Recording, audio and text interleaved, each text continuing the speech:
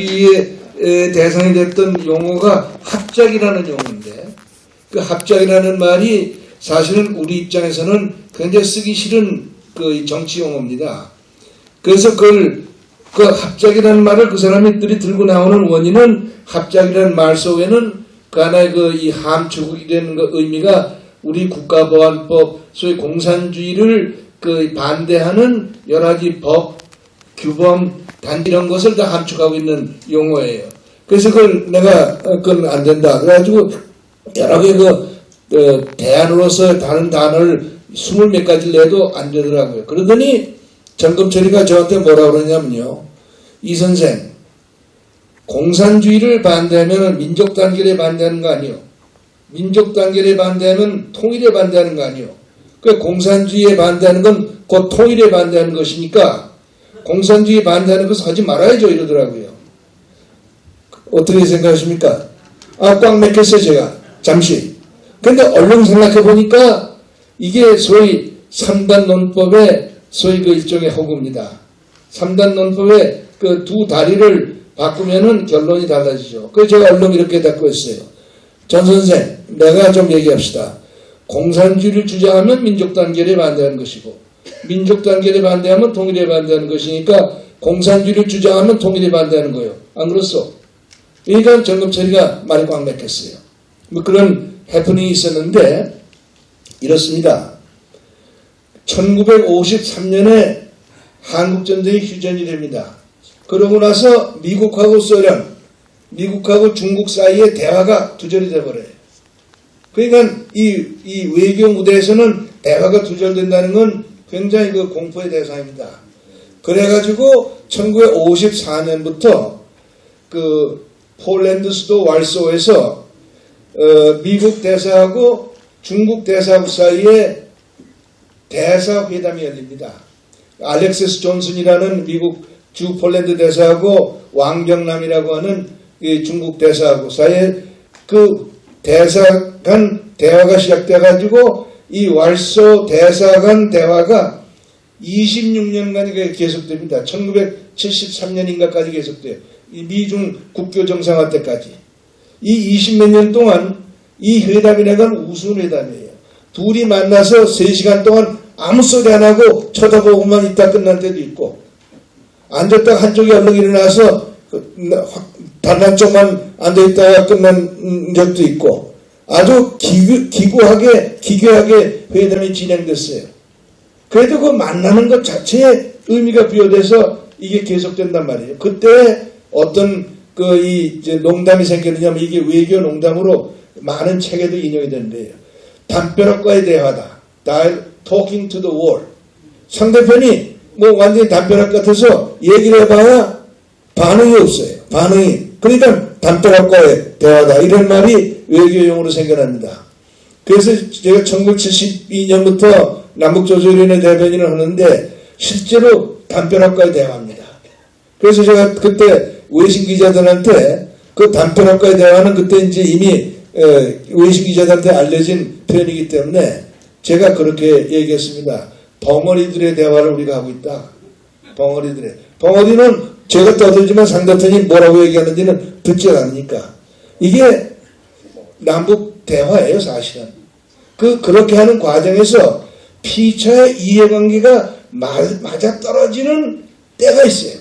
그때 건져지는 게 합의 이런 건데, 그 합의도 아주 문제가 있어요.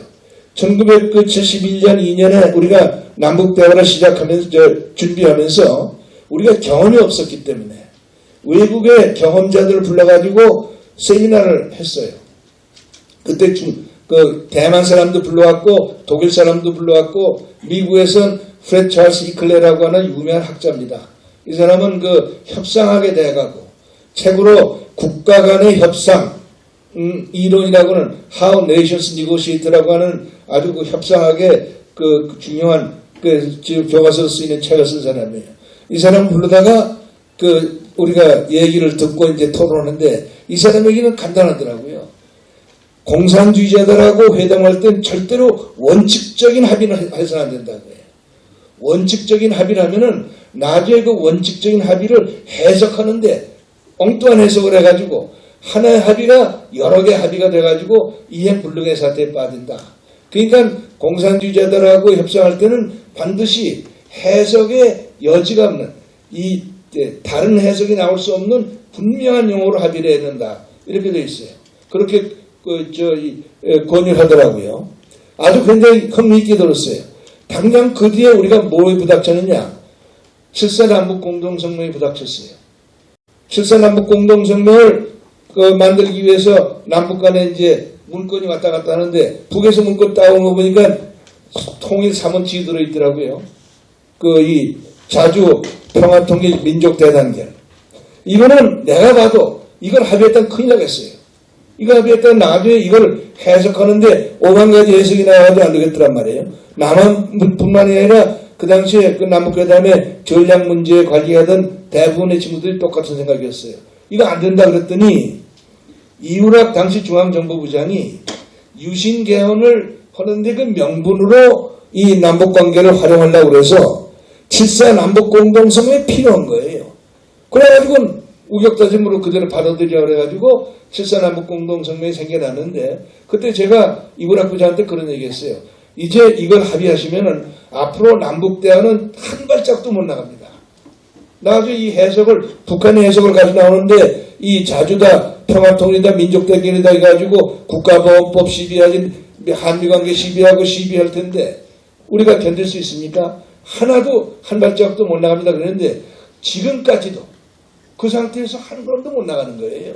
한 걸음도 못 나가는데 2000년에 김대중 씨가 그 6.15 선언에 합의를 하죠. 6.15 선언이 요즘 또 다시 논란거리가 되는데 6.15 선언 이항의 그 통일 방안에 대해서 남한의 연합제와 북의 낮은 단계 연방제 간의 공통성이 있다. 이렇게 묶었죠. 이게 문제예요. 연합과 연방제는 공통성이 있을 수가 없어요. 연합은 2개 이상의 주권 국가가 각자의 주권을 그대로 가지고 있는 채로 합의할 수 있는 영역에서 합의하는 거예요. 이게 연합이에요. 연방은 2개 이상의 주권 국가가 각자의 주권을 포기하고 주권에 관한 새로운 연방 국가를 만들고 그 안에 지금 현재 각자는 지방정부가 돼서 들어가는 거예요. 주권을 포기하는 거예요. 어떤 공통성이 있습니까? 그런데 김대중 씨 입장에서는 공통성이 있었어요. 왜냐하면 김대중 씨가 1974년부터 이 소위 연합제, 연방제 통일을 주장합니다. 처음에는 공화국 연방제 통일 방안이라고 그랬고 나중에는 3단계 통일 방안이라고 했다가 나중에 공화국 연합제 통일 방안이라고 했다가 도로 3단계 통일 방안이라고 그랬는데 제가 이 6.15 선언이 나오고 나서 김대중이가 1974년부터 이 통일 방안 얘기하는 기록을 전부 뒤져가지고 분석을 했어요. 그래서 제가 언젠가 월간조선에다 글을 쓴 적이 있는데 김대중 씨는 한 번도 연합제를 가지고 연합제를 얘기한 적이 없어요. 김대중 씨는 항상 1연방정부, 이 지방정부 개념으로 연방제를 얘기했지 연합제를 얘기한 적이 없어요. 그렇기 때문에 김일성의 그 연방제와 김대중의 연합제는 공통성이 있는 거죠. 이게 큰일 날 짓을 그렇게 해서 하는 거예요. 그리고 이 6.15 선언을 합의해놓고 돌아올 때 그 수행원 가운데서 지금 경남대학 총장하는 박재규라든가 이런 몇 사람들은 이거 큰일 날 일이구나 해가지고 돌아와서 말이죠. 기자한테 뭐라고 하냐면은 김대중 씨가 얘기한 연합제는 노태우 씨가 말한 연합제다 이렇게 얘기를 했어요.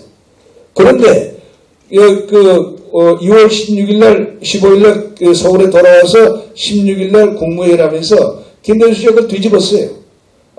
내가 합의한 연합제는 김정일이가 자꾸 연방제 얘기를 하는데 연방제 얘기하는 걸 쭉 들어보니까 내가 야당에 있을 때 얘기했던 3단계 통일반하고 비슷하더라. 그래서 그 공통성이 있다고 그래서 합의가 된 거다. 이렇게 얘기한 거예요. 그러면은 김대중 씨가 원래 얘기했던 것이 북한의 연방제와 똑같은 내용의 연합제였는데 당연히 공통성이 있는 것이죠. 그거는 연합제가 아니에요. 바로 여기서 이 6.15 선언이 그렇게 합의됨으로 해서 그 뒤에 뭔가 남북관계에서 숨통이 터지는 것처럼 좀 있었죠. 그러나 그 숨통이 터진 것은 역시 그 뒤에도 북한이 원하는 건 북한이 가져가고 우리가 원하는 건 북한이 가져가는 것을 가져가게 만드는 데 필요할 만큼 노릇꼬리만큼 우리한테 주든지 아니 우리한테 주는 것도 그걸 이용해서 우리를 괴롭히는 그런 그 내용으로 우리한테 주었지 그렇지 않고 우리한테 준 게 없어요. 그것이 우리가 했던 남북대화예요. 그러니까 지금 현재 이명박 대통령이 그 돼가지고 남북대화가 지금 없죠. 그리고 이제 이명박 대통령의 대북 정책을 가지고 설왕설래가 있습니다. 잘한다는 사람, 못했다는 사람들이 있죠. 잘했다는 사람들은 뭘 들으냐면 이명박 대통령이 북한에 양보를 안 했다. 이걸 들어서 그 이명박 대통령이 대북 정책 잘했다 그러는 거예요. 그러나 그건 잘한 게 아니죠. 이명박 대통령이 아무튼 그 돼가지고 북한한테 준 건 없지만 사실은 아주 이명박 대통령 정부도 대북 자세가 굉장히 많이 헝클어진 적이 여러 번 있어요. 그때마다 사실은 무슨 문제가 생기냐. 북한이 잘못해가지고 불길이 붙지라는 거예요. 북한이 과수를 뒀든지 자충수를 둬가지고. 이렇게 되는 겁니다. 그래서 북한 이 남북대화라는 것은 진정한 의미에서 정말 이 주고받는 남북대화가 그동안 있은 적이 없어요. 지금 40년 동안. 왜 그러냐? 사실 거기에 원칙을 우리가 어기고 있기 때문에 그래요. 남북대화는 당연히 우리가 주도를 해야 됩니다. 왜냐하면 대한민국은 성공한 나라예요. 북한은 실패한 나라입니다. 북한이 원하는 대로 하면은 실패하게 돼 있어요. 우리는 성공한 나라 체제니까 우리가 성공한 체제가 그 주도를 해야 돼요. 우리가 갑의 입장에 서야 돼요. 남북대화는. 북이 을의 입장에 서야만 그렇게 이루어지는 남북대화 남북관계가 성공할 수 있는 거예요. 근데 북한이 그걸 호응하지 않죠. 그렇다고 해서 우리가 북한을 갑의 위치에 놓고 지금까지 북한이 흔드는 대로 우리가 흔들려 왔잖아요. 그러니까 이 남북대화는 소위 진짜 남북대화가 아니에요.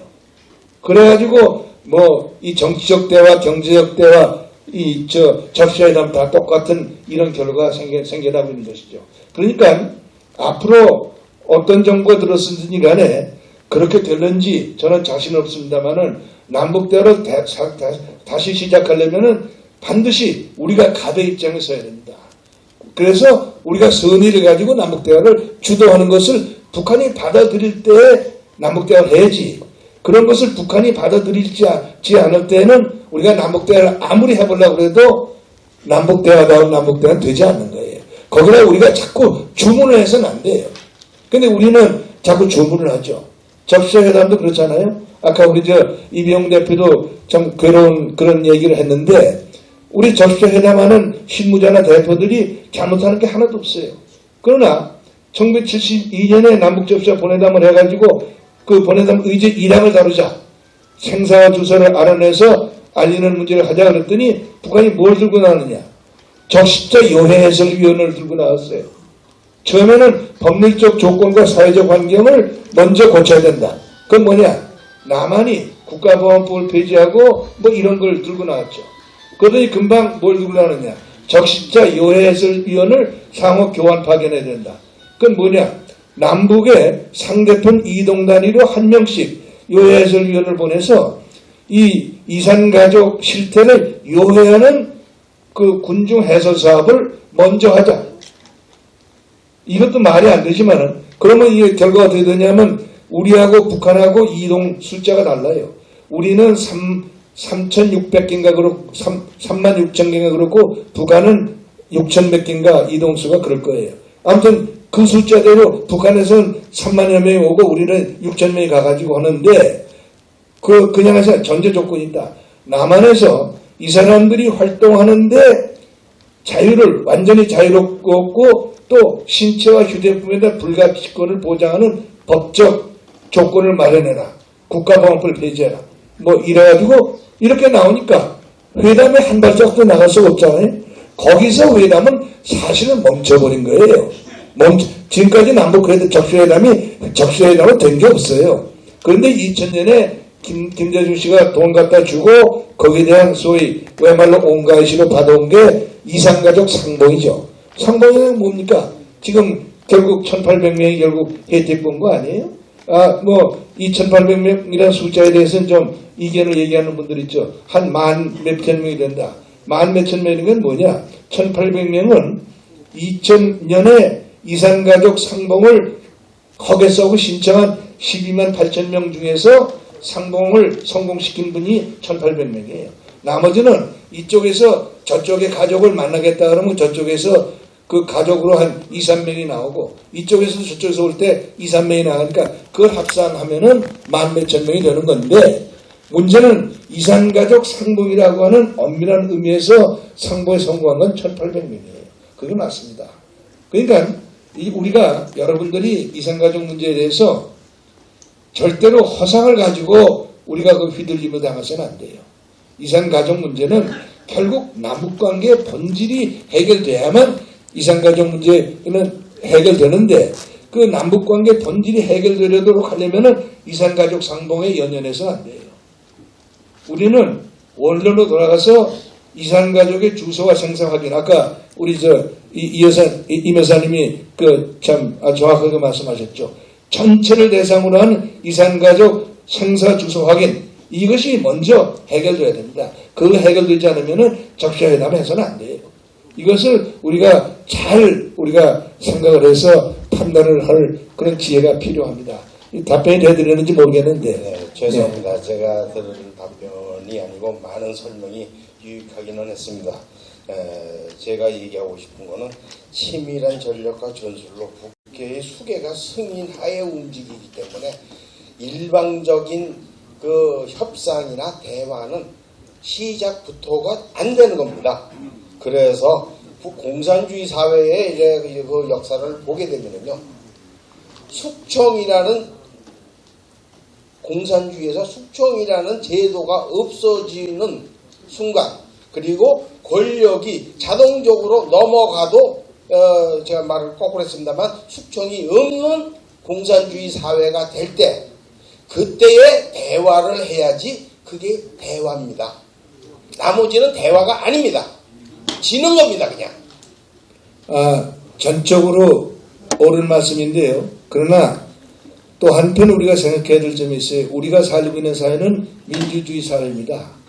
굉장히 다양한 의견들이 이렇게 교집되어 있는 사회인데 여기에는 아까도 그런 의견을 우리 이병영 교수가 인용을 했지만은 지금 재작년 천안함 사건 때 이후에 이명박 대통령이 발표했던 5.24 선언을 취소하고라도 대화를 해야 된다라는 주장이 상당히 유력하게 우리 사회는 제기되고 있어요. 또 사람들 사이에는 영어로 그런 얘기했어요. Yo is better than war. 전쟁보다는 그래도 만나서 얘기하는 게 좋다. 그런 얘기가 있어요. 그렇기 때문에 결과는 지금 말씀하신 그대로죠. 그러나 이런 다양한 사회의 욕구를 충족시키기 위해서는 그런 조건이 충족되지 않은 상태에서도 또 대화라는 선택을 우리가 하지 않을 수 없는 그런 어떤 현실적인 필요를 가지고 있죠. 그렇게 이해를 하셔야 됩니다. 네. 그거는 정치적으로 해야 할 일이고 원칙적으로 하는 거는 그 전으로 네. 네, 감사합니다. 제가 하나만 잠깐 말씀드리겠습니다. 저희들이 71년도 회담할 때에 독일에서 오랫동안 동서도 회담을 했기 때문에 담당 국장을 초청을 했었습니다. 그래서 초청을 해서 조언을 해달라고 했더니 공산당하고 이야기는 상식으로는 절대로 안 된다. 그렇게 우리한테 교훈을 하고 갔습니다. 그러니까 항시 회담을 하면서도 그런 속에서 회담을 하고 있다는 걸 알고 계시기 바랍니다. 거기 좀 부연을 하죠.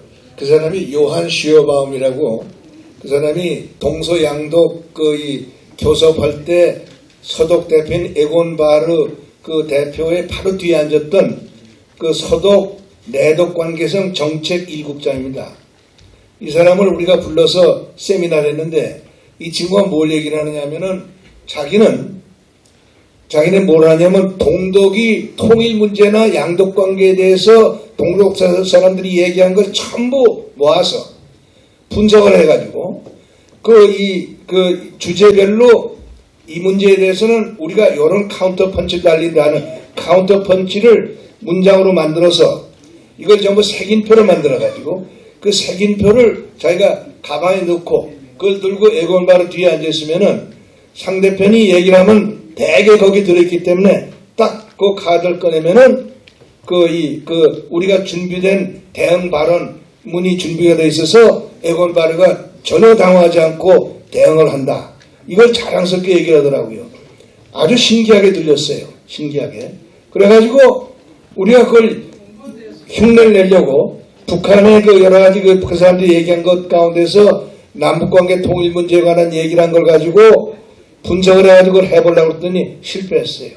왜냐하면 북한 사람들이 표면적으로 말하는 거고 이면적으로 생각하는 거고 영 이게 맞지 않기 때문에 실패했어요. 그런데 그동안에 무슨 일이 생기느냐. 1973년에 서독의 기욤이라고 하는 브란트 수상의 정치 담당 비서로 양독 교섭을 관리하던 비서가 동독의 스파이로 체포가 됐어요. 그래가지고 이놈이 양독 교섭할 때 서독 쪽에 준비한 걸 모두 동독에다 미리 알려줬다는 것이 드러났어요. 그래서 74년에 제가 독일에 갈 일이 있어서 갔더니 시오밤이라는 친구가 베를린 정부의 거기 사회당 정부에 무슨 국장으로 가 있더라고요. 그래서 제가 베를린 갔어요. 가가지고 그 친구를 좀 나가라고 그래서 점심을 대접하면서 하다가 제가 그랬습니다. 야, 너 그때 우리한테 와서 그 얘기를 해가지고 우리가 얼마나 굉장히 애를 쓰고 뭘 하려고 했는데 결국 실패했는데 나중에 보니까 너 뭐 그렇게 그 비밀리에 무슨 작업했다는 전부 미리 기욤이 동독에 알려줘가지고 다 동독에 알고 있었잖느냐. 뭐 그렇게 대단한 그 무슨 거였느냐 그랬더니 아주 이 친구가 개면쩍게 웃으면서 그러더라고요. 내가 겪어보니까 공산당은 의심이 많아서 의심 때문에 좀처럼 뭐 합의가 안 되는데 우리 거를 그놈들이 다 가져와서 알았기 때문에 의심이 해소돼서 결국 양독교섭이 성공을 했다. 이러더라고요. 아주 개면쩍게 그런 궤변을 농하더라고요. 그만큼 어렵습니다. 지금도 어렵고 과거에도 어렵습니다. 예, 그러면 장시간 수고하셨습니다. 이만 토론을 마무리하도록 하겠습니다. 감사했습니다. 장시간 고생들 많이 하셨고요.